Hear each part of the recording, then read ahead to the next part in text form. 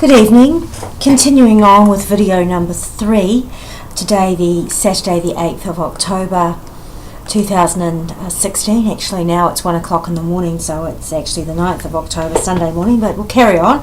We're just going to deal with my section, the issues on appeal, which is chapter 4 in my appeal submissions. So the central question that requires determination in this appeal is whether the fishing crew who are employed on a foreign fishing vessel in New Zealand by an employer who was in the beneficial ownership of a foreign fishing vessel or vessels which became forfeited to the Crown under the Fisheries Act for offences have an interest in the sister ship as other forfeited property, and whether they can apply under section 256 (1) C of the Fisheries Act 1996 to seek relief from the effects of forfeiture to obtain a payment of the unpaid wages owed to them. So these are kind of the questions. 1. What does the words mean in section 2561C in the case of other forfeit property, a legal or equitable interest in that forfeit property that existed at the time of the forfeiture? So those are the key words. Other forfeit property, whether there was a legal or equitable interest in that forfeit property and whether it existed at the time of the forfeiture. So what do all those words mean? So section 2561C refers the reader of that section back to interest, which is defined in section 256 (1) B of the Act.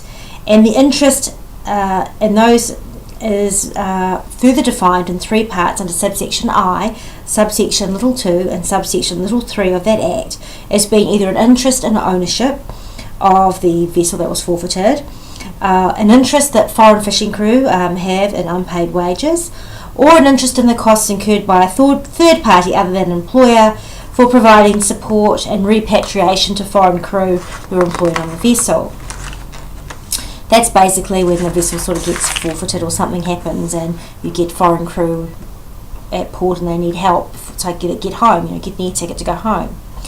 The next question we need to have the court decide. The court needs to clarify what is a legal or equitable interest in other forfeit property, and does a sister ship fit into the definition of other forfeit property?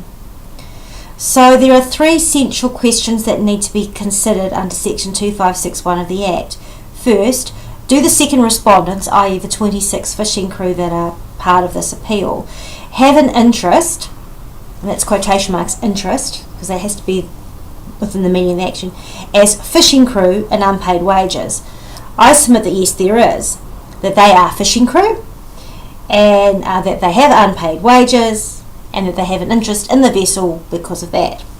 Second question, do the second respondents, i.e. the fishing crew, have a legal or equitable interest in the forfeited vessel Oyang 75 by virtue of their applications made under section 2561C?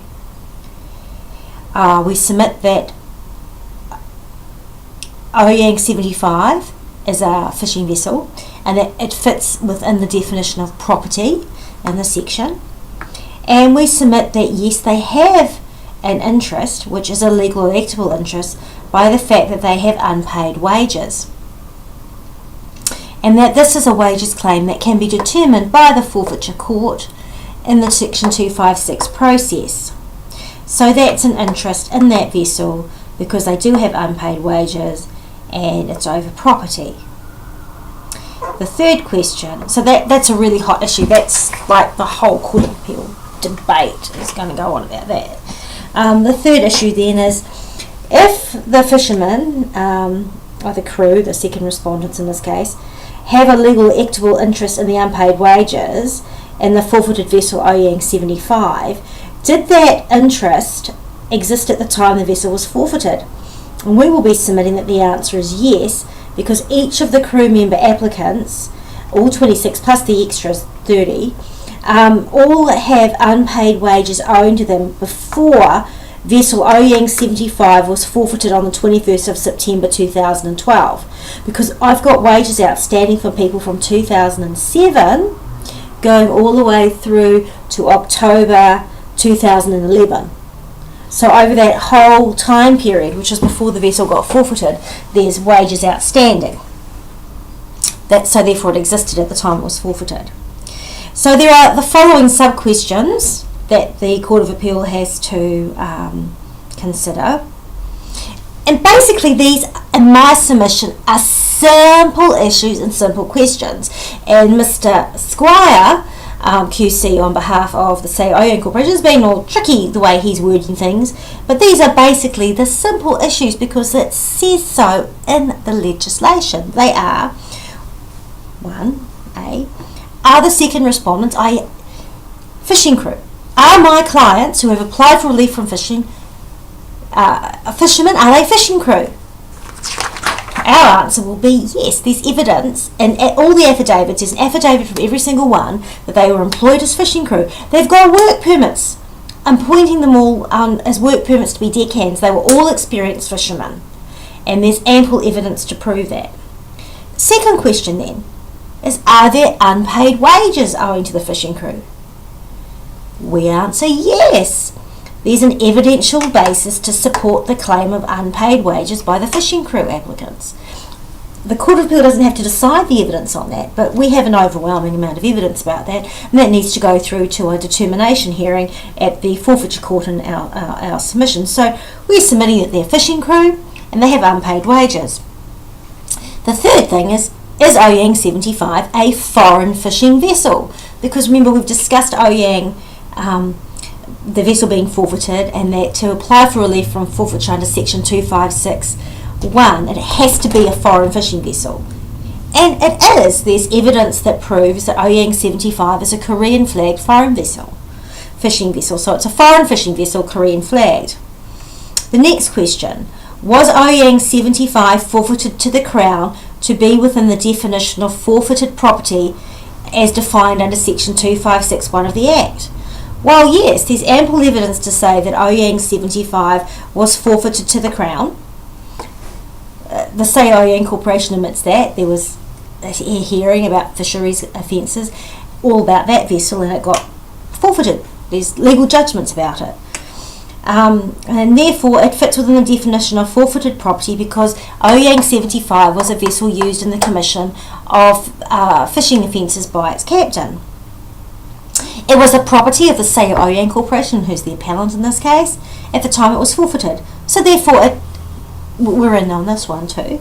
The next question, is Oyang 75 a sister ship to vessels Oyang 77 and Oyang 70? Well, we say that there's evidence to support it is. In fact, according to information that I've seen, which again I found through the magic of Google, that the Sajo Oyang Corporation and through the Southern Stormfish in 2007 Limited wrote a letter to the Ministry of Primary Industries at the time, to the Minister in charge, and said that Oyang 75 was the replacement ship for Oyang 70 that sank. It's owned by the same company. If you own it by the same company, it's a sister ship, so we're in there as far as I can see. Then the next question is, can Oyang 75 be classified as quotation marks other forfeit property within section 2561C on the basis it is a sister ship to the vessels Oyang 77 and Oyang 70, which is my argument that we can make an application to get the wages out of the other forfeit property. And our submission is we can, because the court is able to consider what's at the beginning of subsection 2561 in the definition section, where it says the court is entitled to consider the context. And then the next question is, do the second respondents, i.e. the fishermen, have a legal or equitable interest in Oyang 75? And what does this legal or equitable interest mean in this context? Well, we submit that the second respondents have a legal or equitable interest in Oyang 75, and that is their interest in their unpaid wages, and that this interest existed at the time of forfeiture. So because they were owed wages, and they were owed wages at the time the vessel was forfeited to the Crown, they had an interest in this vessel as a sister ship. It would be different if you were owed wages for work done on one of the other ships after the vessels were forfeited. I think you have to have the wages owing to you at the time the vessel was forfeited, and they all do. So the next issue, which is one raised by the appellant, the Sajo Oyang Corporation, is whether prior to applying for relief against the effects of forfeiture, which is, for the Crown to keep the whole ship, is whether the fishermen are required to apply first in an Admiralty court in Rem over Oyang 75 to have their wages determined. And you'll remember that to do that they would have had to have arrested the vessel first in New Zealand before September 2012. So they would have had to have a lawyer, and they would have had to have arrested it and gone off to the Admiralty Court. And Mr. Squire is also submitting that the Admiralty Court would need to have decided how much wages were owing before they could apply for relief. We just say that's too many legal hoops, and the legislation doesn't require the fishermen to have done other legal steps prior to the vessels being forfeited to try to get their wages. And we submit that there's no requirement that they had to go to the Admiralty Court first before they could make a claim to the Forfeiture Court to apply for relief from forfeiture. Full stop.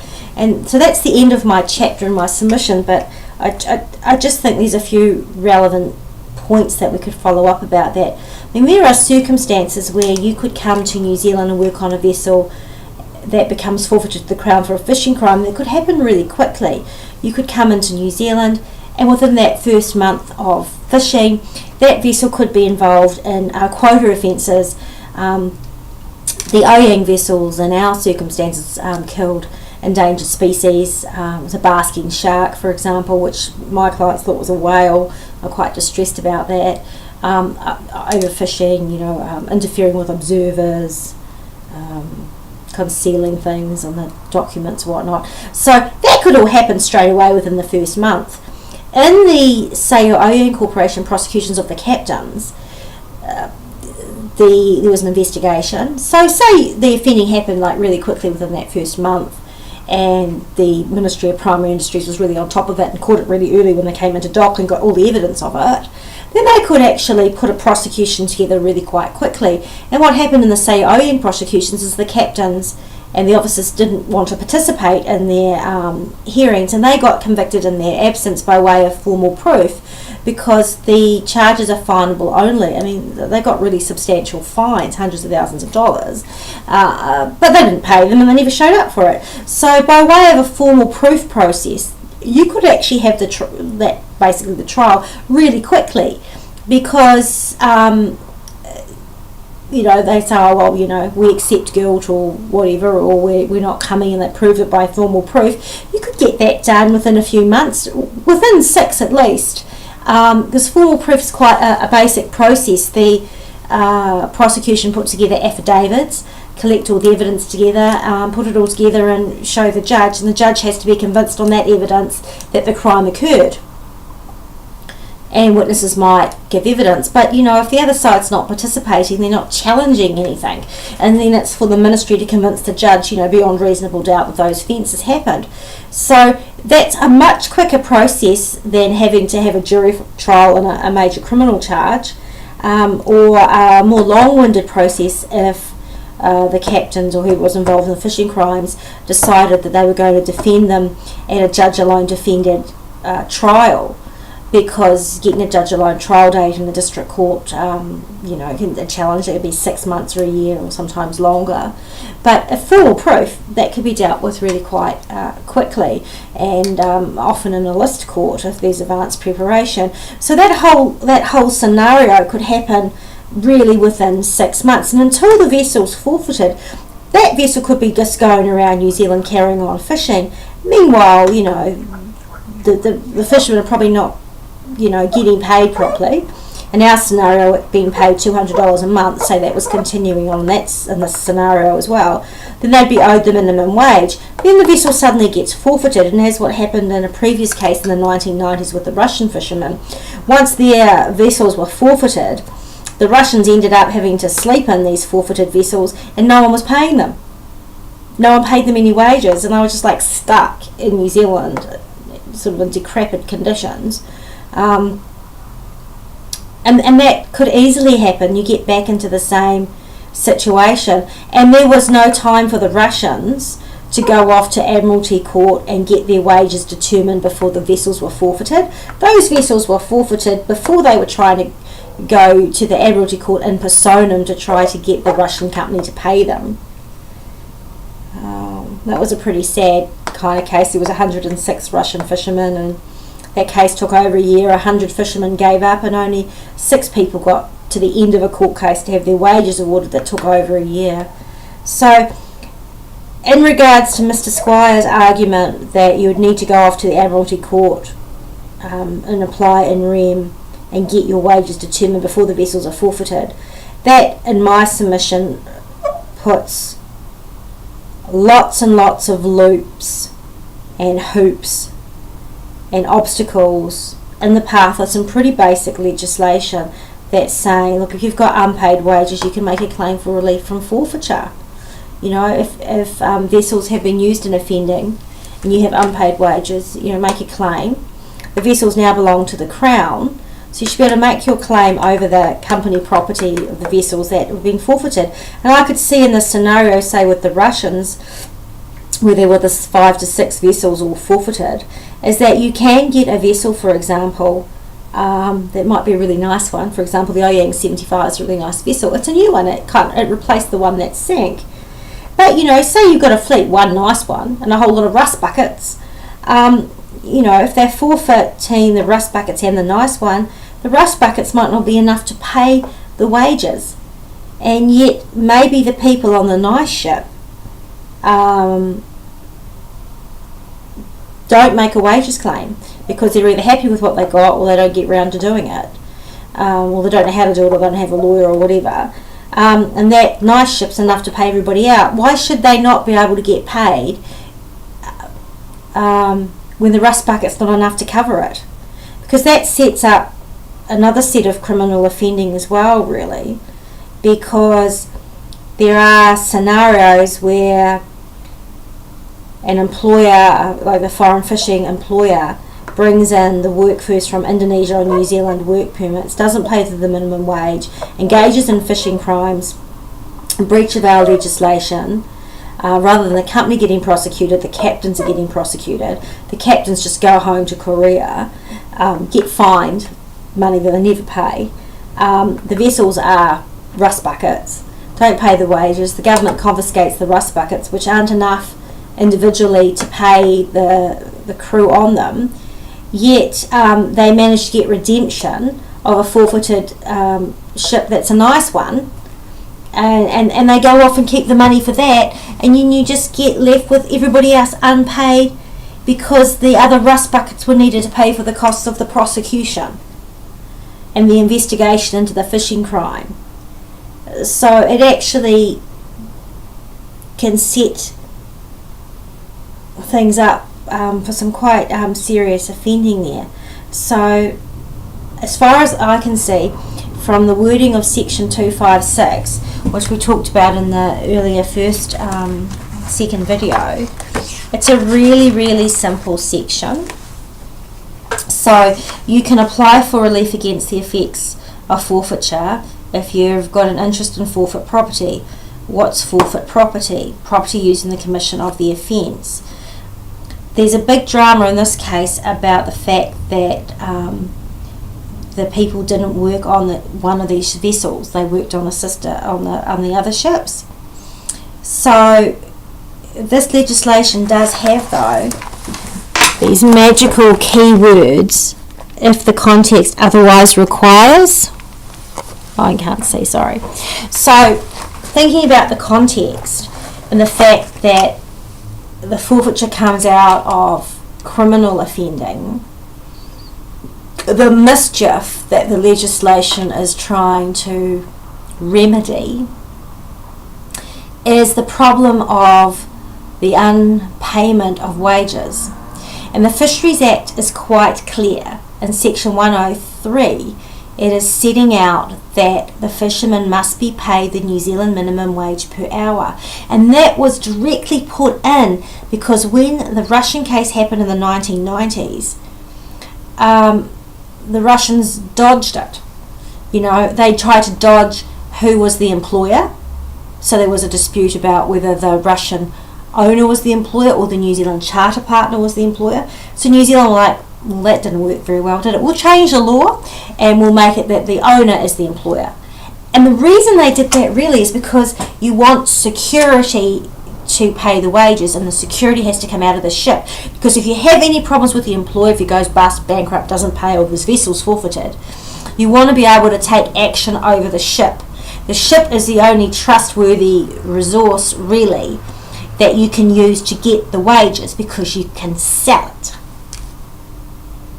Going after a foreign company in New Zealand in persona, which is just against the company itself, not over their assets, even if you got a court order in the Admiralty Court, you can't enforce it in New Zealand because they have no offices and no assets here, especially if their assets have been forfeited to the Crown.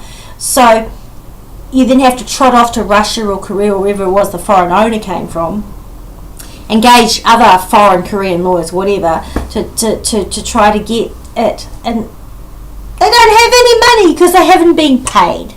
So we're just making a nonsense of the legislation by putting all these extra hoops in of saying things. So we object to the arguments of the ministry and Mr. Squire in saying that the fishermen have to go through all these legal hoops of arresting a ship first before it's forfeited, because in actual regard it could be just impossible. And this whole legislation is aimed at trying to remedy the specific problems of ensuring that the foreign fishermen get paid. It's really important, New Zealand, because they came here on work permits. Why were they here on work permits? Because there was not enough New Zealand fishermen able to fish the New Zealand waters to get our fish for imports and for exports. That's because they don't want to work on the ships, because New Zealand didn't have enough fishing ships, so they have to be imported from a foreign fishing company to go into partnership with a New Zealand company. So we had to bring in the foreign fishing ships to fish our fish because we don't have enough ships. Nobody wants to work in these horrible conditions. I've showed you the book. I've showed you what they look like. I might have to take this book up with me to the Court of Appeal. I mean, seriously, what Kiwi is going to live in this horror? None of us want to live like this. So what happens is that these little Indonesian fishermen, well, it's probably not fair to call them little, but some of them are actually quite small and chattel, and they're very sweet and trusting, and they really want to work, and they really need to earn money for their families because they come from an area of a lot of poverty. It's a third world country, and they've come to work. They've come to this safe place to work on a New Zealand work permit, and then they end up in squalor on these ships, and then they don't get paid, and this is our protection. And this protection is not working properly because of all these legal arguments about what is the word other. I mean, really? Other forfeit property. There were 2 ships, so some of the crew worked on one ship, and on another ship it sank, so they didn't work, and then the third ship got forfeited. And so why can't that ship be other forfeit property? It's forfeited. It was involved in a fishing crime. If you worked on it, it's forfeit property related to you. If you didn't work on that particular ship but it was owned by your employer, other forfeit property. It's still forfeit property. You're just saying it's other to you because you didn't work on that one, but you needed to pay your wages because your ship sank. Fair cop, mate. That's the whole point of the legislation. So we're going to go round and round and round in this Court of Appeal arguing about some basic things, but the legislation is designed to protect these foreign fishermen, and I don't think the issues are really that complicated. There's unpaid wages, their fishing crew, it's foreign fishing vessels. Is it a legal equitable interest? We say yes it is. The Crown says, oh no, because they didn't arrest it first. If they arrested it first, and the High Court in its Admiralty jurisdiction said, oh yes, you are owed wages and you're owed X dollars of it, well, then you have the legal equitable interest. Well, what we're saying is that you have that interest whether or not the Admiralty Court said, oh yes you do, to X dollars and cents amount, because the forfeiture court can also work out how much wages you're owed, because there's a whole process for it under section 256 as you go through the 11 subsections. Section 4 and section 6 have a process for that. You can't make foreign fishermen go through multiple legal processes, multi-jurisdictional litigation. It's incredibly expensive. You know, there's no Charlie's Angels to rescue them. Charlie's Angels lawyers does not exist. All they've got, this lot have got, is Karen Harding, who's doing the best she can. And the Russian fishermen started with lawyers on legal aid, lost legal aid somehow, had to try to do it themselves in personam, and it was beyond them. And the judge had an enormous lot of trouble with them and their paperwork. And you can't say that previous system worked well at all. 106 fishermen, 100 give up because it's too hard. That's why they changed the law. We should not be making it that hard for fishermen. Basically, when the vessels are forfeited, they should be able to come forward, put their wages claim into the forfeiture court, say, look, this is what our contract said, $200 an hour. You tell me what I should have been paid. If I haven't been paid it, pay me out of the forfeit property, please. Simple.